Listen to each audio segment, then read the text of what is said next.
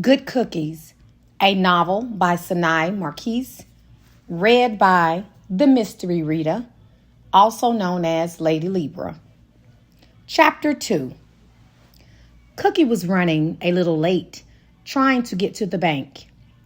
She had stayed at school longer than she intended, and it was nearly closing time.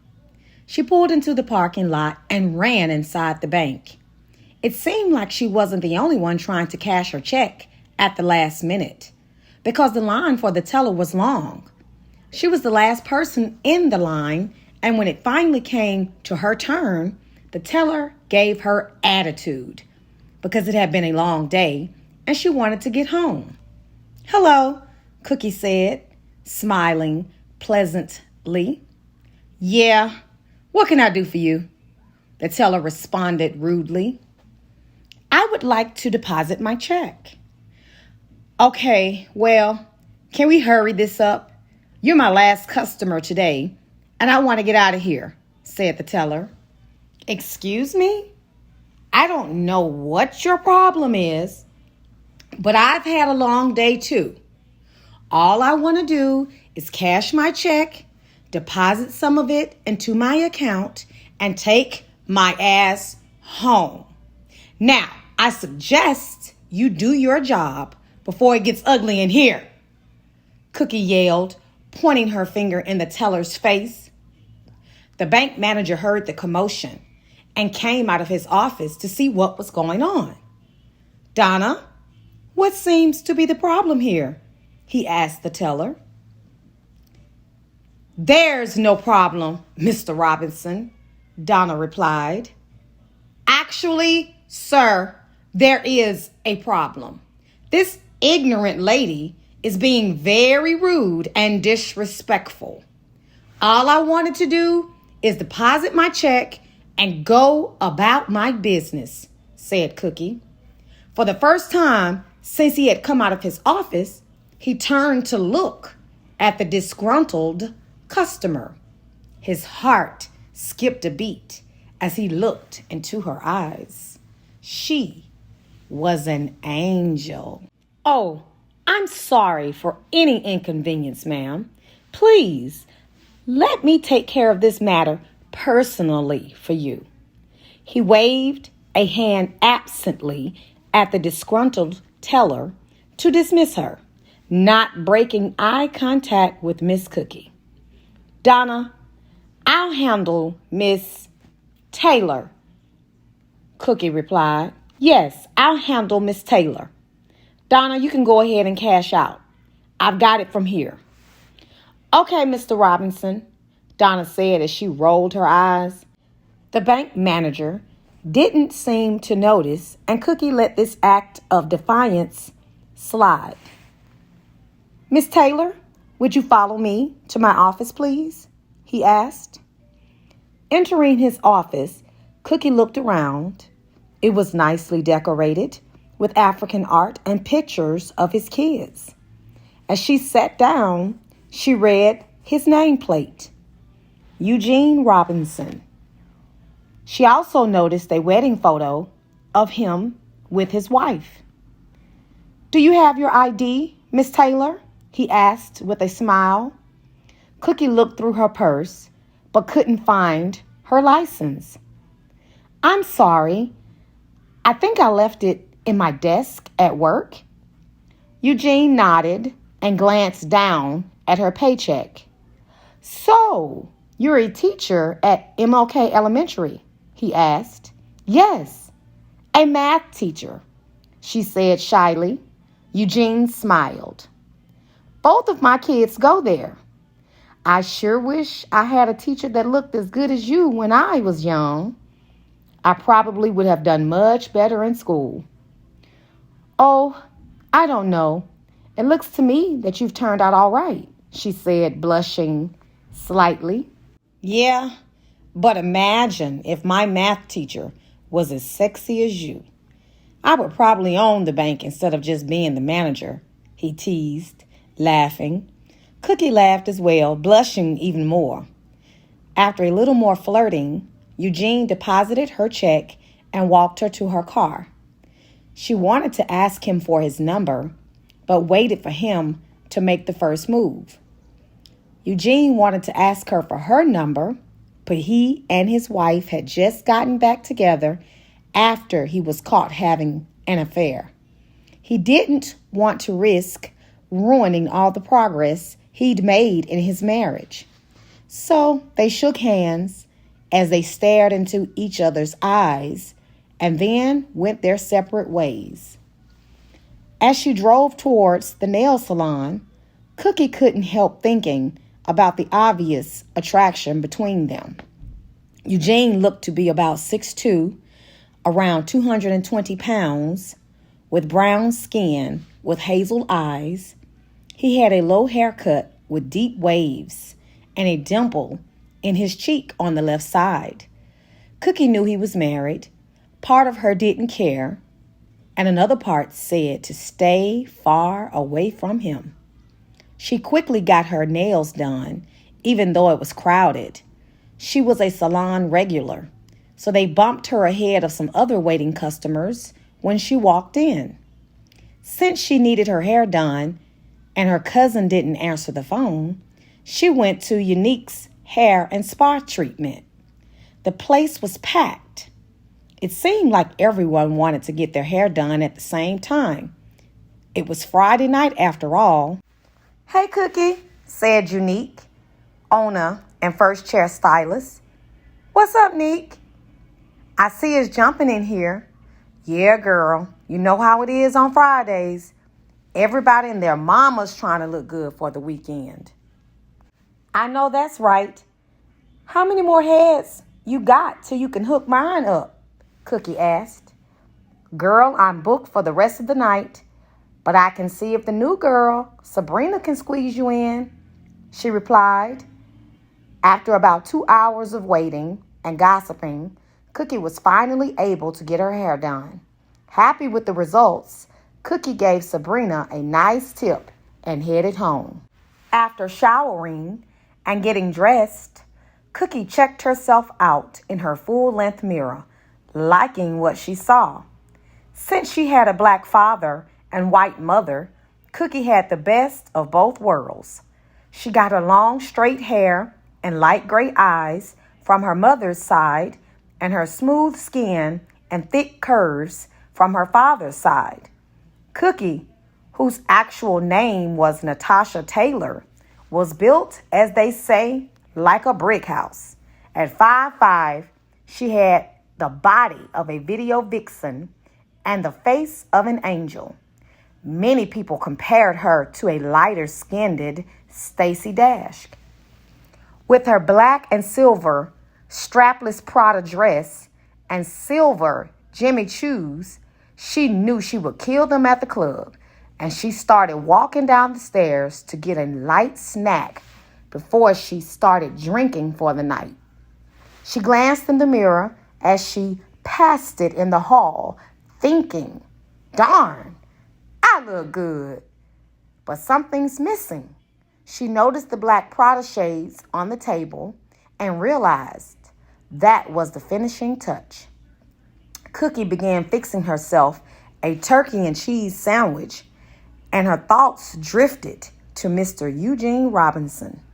"That man is fine," she thought, "but he's got a wife and kids, and I just can't deal with another married man." Her thoughts were interrupted by the sound of the doorbell. She took a bite of her sandwich as she walked to the door. She opened it without first checking who it was. Thinking it was Carol, she started to choke on her food when she realized it was her ex-boyfriend, Sam. Well, Psycho Sam, as everyone called him, and for good reason. "Hey, baby." "What, you get choked up when you see me?" "I didn't know I still had that effect on you," Sam said, with a sinister grin. Cookie was lost for words as she looked at a man she thought was out of her life. She stuttered, "Sam? What are you doing here?" "You don't sound happy to see me," he replied. Cookie didn't respond. She was speechless. And not just from the sandwich she was choking on. Sam shrugged and continued. Anyway, you're looking really good, baby. What, you got a hot date? Sam asked, walking past her into the house as if he owned it. Yes, I'm going out, and I don't think it's wise for you to be here, Cookie said nervously. I wrote you 1,000 letters while I was in prison, but you never wrote back. I forgive you, and I'm willing to leave that in the past and move on with our lives, he said as he grabbed her and began to caress her body. Cookie was frozen stiff and scared out of her mind. Sam was called Psycho for a reason. He was totally crazy. Cookie knew she had to do her best not to set him off. Just as Sam was leaning in for a kiss, Carol walked in. Hey, Cookie, why is your front door wide open? Oh, I'm sorry. I didn't know you had company, she said. As Sam turned around and Carol realized who he was, she knew there was going to be trouble if the two of them didn't get out of there fast. Hey, Carol, I see you two are still as thick as thieves, Sam sneered. Hi, Sam. Cookie, are you ready to go? Yes, I am. Just let me grab my purse, Cookie replied. Where do you think you're going? I came all the way over here, and you're just going to leave? I don't think so, he said, grabbing her arm. Let go of me, Sam. You're hurting my arm, Cookie yelped. Shut up. I've been locked up for 5 long years, and we have a lot of catching up to do, he said, holding her in place. Carol had her cell phone in her hand and quickly dialed 911. Yes, I'm at my friend's house, and her ex-boyfriend just showed up. He already grabbed her and won't let her go. Can you send someone out here to help? Carol said frantically. Oh, it's like that? I see some things never change, Sam said, pushing his way past Carol and out the door. Don't worry, I'll see you again. And next time, you'll be singing another tune, he yelled over his shoulder. Cookie, are you all right? Carol asked. Cookie nodded weakly. Yeah, thanks for calling the police. That was a real heads-up move. It's all good, but I didn't really call the cops. I just wanted him out of here, Carol said, smiling. What? Girl, you are crazy, Cookie told her. No, Psycho Sam is the crazy one. Now let's get out of here before he realizes I didn't actually call the cops and decides to come back, Carol suggested. I really don't feel like going out now. He ruined my mood, said Cookie. Now you're the crazy one. You can't let that man have you living in fear. So go get your purse and let's be out. It took a little more convincing, but Cookie finally gave in and followed Carol to Hotspot. As soon as they got through the door, Carol jumped into the crowd to dance. It took Cookie a while longer to get settled in and relax, since she still had Sam on her mind. But she eventually got into the swing of things. After a few drinks, she decided to join Carol on the dance floor. Carol had a drink in her hand and was dancing with 2 guys, having a great time. But it seemed like time stopped and everyone turned to look at Cookie when she stepped onto the dance floor. Even the guys with Carol slowed down to stare at Cookie. She noticed all eyes on her. Shout out to the honey in the black and silver dress, shouted the DJ. This song goes out to you, sexy. He played the popular club banger, Pretty Girls in the VIP, by the local artist, D. Rocka. With a drink in one hand and her purse in the other, Cookie started slowly rotating her hips to the music. The guys were staring and drooling over her as if she was a T-bone steak and they were hungry dogs. When Carol heard the DJ shout out to Cookie, she made her way over to where she was dancing by herself. "Hey girl, this is my jam right here," Carol shouted over the music as she started to dance provocatively with her friend. "Girl, everyone is staring at us," Cookie said, laughing, but she decided to join in the dance with Carol. Towards the end of the song, one brave guy, determined to join the two fine females as they danced, tried his luck and slid in behind Cookie. His friend stepped in front of Carol. They smiled and began to include them in their sexy dance. The DJ switched to some reggae, which Cookie and Carol really got into. A few songs later, they headed to the bar to refill their drinks. "I'll have a Grey Goose and cranberry, and my girl will have a sex on the beach," Cookie said, flashing a smile at the bartender. "This place is really nice. We should come here more often," Carol observed. "Yeah, the bartender is a cutie too," Cookie replied. "I'm glad we came here," said Carol, smiling. The bartender went to hand them their drinks, but before Cookie could pay for them, someone slapped a $50 bill on the bar. "Their drinks are on me, and you can get me a double shot of Patron," Tony said with a smile. Cookie turned around and saw that it was Tony. Carol grounded her teeth at the sight of him, grabbed her drink, and headed back to the dance floor. "Hey, Tony, what are you doing here?" Cookie asked. "What, a white guy can't come to this club?" he asked, teasingly. "Boy, you silly. I'm just surprised to see you here." "Well, me and a couple of my friends decided to have a guys' night out of our own." "Yeah, whatever. Let's go dance and see if white men are as stiff as they say," Cookie said, grabbing his hand. "Come on then. I'll show you that white men got a little bit of rhythm. I hope you can keep up," he joked. "We'll see," Cookie replied. Deep down, she was glad to see Tony because she really didn't want to go back to her house in case Sam showed up. Tony didn't know it, but his presence made her feel safer. On the dance floor, Cookie ground against him like a stripper would. He couldn't contain himself, nor could he hide the growing erection in his pants. Cookie noticed and ground against him harder. The crowd looked on in amazement, while the white guy, who totally looked out of place, danced for 3 straight songs with the hottest girl in the club. At the end of the night, the girls said goodnight and went their separate ways. Carol drove away with a mystery man she had met that night. Cookie made a mental note to get the details from her the next day. Cookie and Tony went to get a bite to eat at an all-night diner. "So, what happened to your friends?"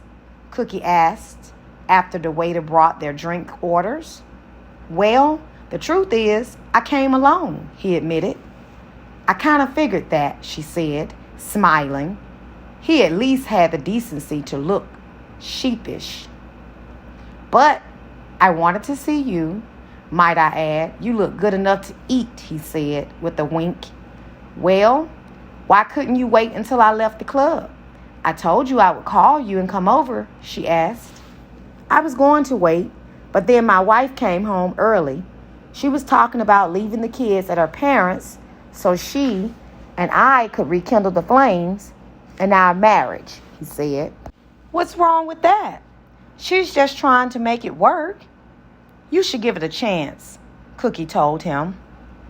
"Whatever. We had plenty of chances, and the love is just not there anymore. So that's why I left and went to the club. Besides, I didn't want some young thug eating my cookies," he said, smiling as he reached for her hand.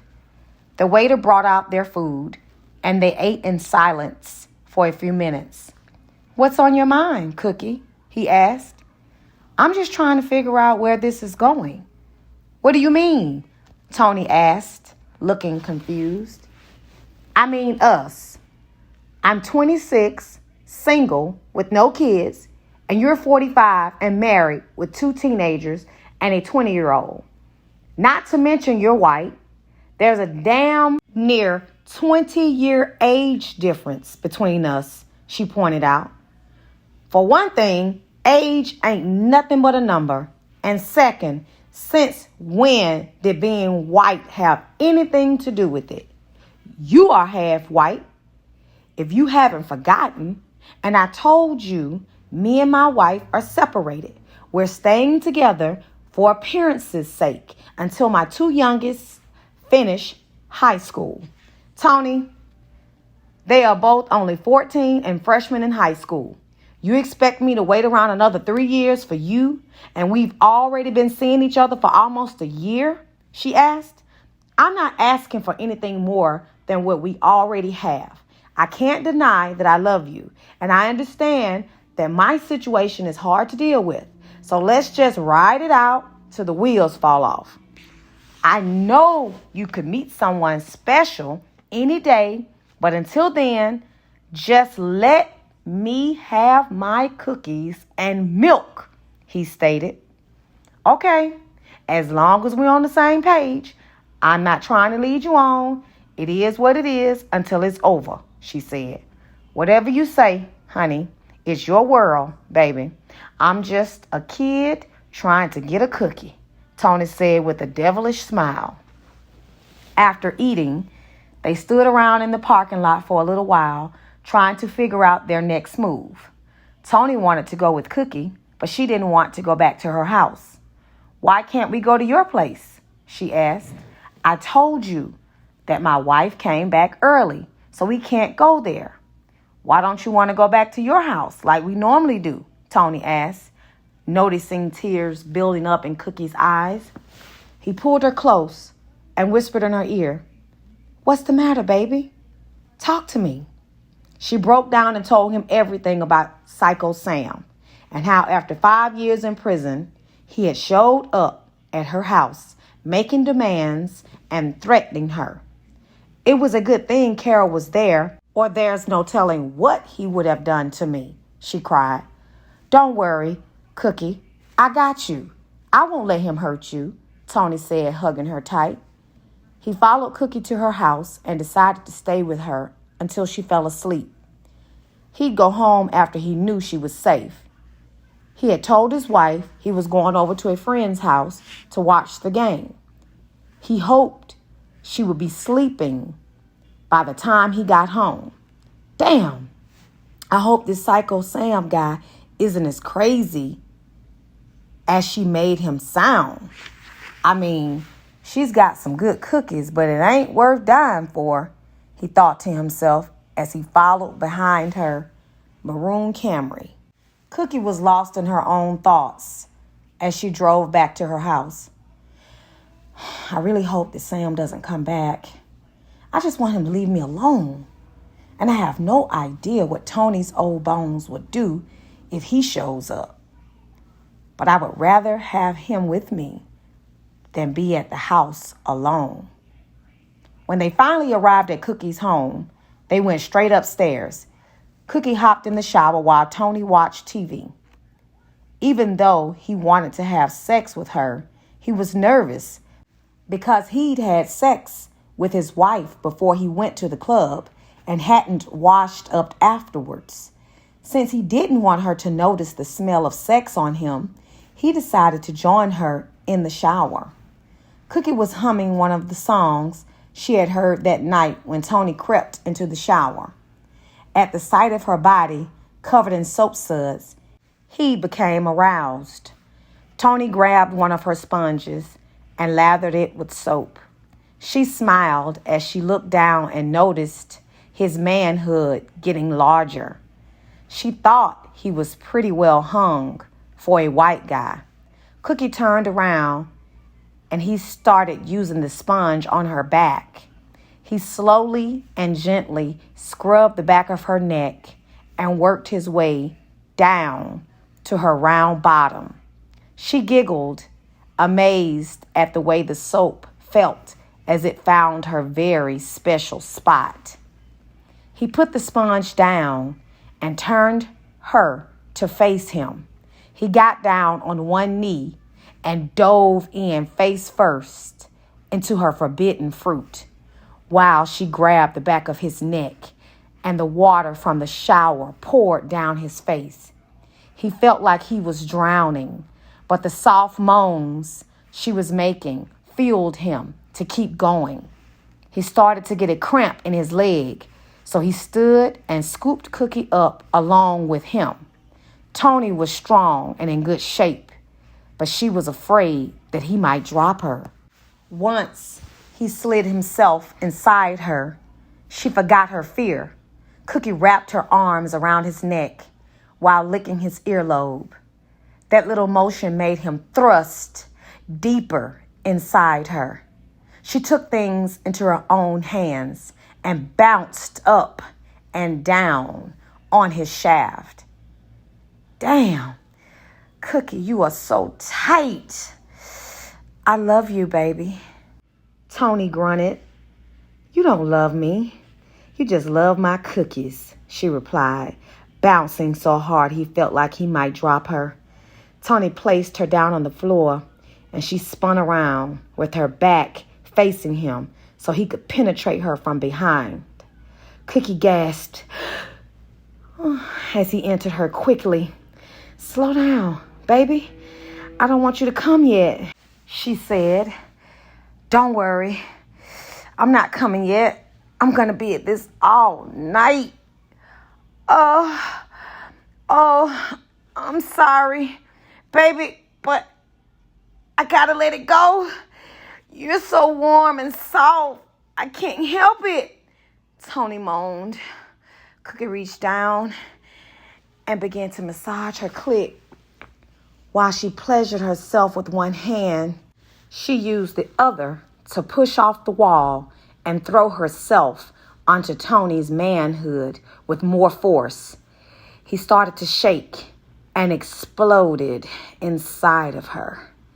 She continued to grind against him until he became soft. Afterwards, they got back into the shower and then dried each other off. Cookie wasn't satisfied, so she sat on the edge of the tub and pulled Tony towards her. As she looked up at him, she slowly took him into her mouth until his eyes rolled back into his head. She continued until he was hard again. She stood up and bent over with her hands on the edge of the tub. He entered her from behind again, but this time Cookie was determined to get off. She started throwing it back into him so hard that she was pushing Tony backwards with each thrust. He planted his feet and pushed back, matching her stroke for stroke. He was pounding into her harder and harder as he got more and more into it. He slapped her ass, leaving a light red handprint. Tony pulled on her hair, and when she screamed for more, he pumped as hard as he could. Unfortunately, this caused her to lose her balance and fall forward into the tub. He lost his footing as well and fell in with her. They both burst out laughing and decided to move to the bedroom. After a passionate 45 minutes of rough sex, Cookie passed out with the hint of a smile on her lips. Tony knew he was going to be in trouble with his wife, so he gathered his things and got ready to leave. When he opened the front door and saw his car, he couldn't believe his eyes. His brand new Dodge Durango looked like it had been through a war. All 4 tires were slashed, and the windshield and side windows were shattered. To top it off, the letters PS were carved into the hood, roof, and passenger side door of the SUV. What the hell? Tony yelled loudly. As he was still in the doorway of Cookie's house, She woke up and ran down the stairs to see what was wrong. "What's the matter with?" she asked, cutting herself off when she noticed Tony's car. Once she saw the huge PS carved into the hood, she knew exactly who was behind it. Psycho Sam. He must have been waiting near the house and saw us go inside together, she thought to herself. "Who in the world would do such a thing?" Tony said, examining the damage as he's looking back at Cookie. "Do you know who did this?" he asked. Cookie didn't answer. She was busy looking around for any signs of Sam. Tony kept calling her name, and when she didn't respond the third time, he grabbed her by the shoulders and shook her. "Cookie, what's wrong with you? Didn't you hear me calling your name?" he asked insistently. "I'm sorry," she said, eyes downcast. "Do you have any idea who could have done this?" he asked again. "Sam," she whispered, so low that he couldn't hear her. "What did you say? Speak up." "I said Sam," she yelled. "The PS stands for Psycho Sam. It was him. I can't believe this shit. You let your ex-crazy boyfriend ruin my brand new car?" he asked, amazed. "First of all, I didn't let him do anything. I told you how crazy he was, but I never thought he would do anything like this." Shortly after Tony dialed 911, the police arrived and he filled out a report with the attending officer. He took pictures with the camera on his phone and called a tow truck to take his car to an auto shop. "Are you going to stay here or do you want me to give you a ride home?" Cookie asked with obvious concern. "I don't want anything from you. You've already done enough," he replied sarcastically. "Besides, there's a cab already on the way to come get me." Once the police left and his car had been towed away, he jumped into the cab and left without saying goodbye. He didn't even look her way. Stay tuned for Chapter 3, The Mystery Reader, also known as Lady Libra. Good Cookies, a novel by Seni, Marquis.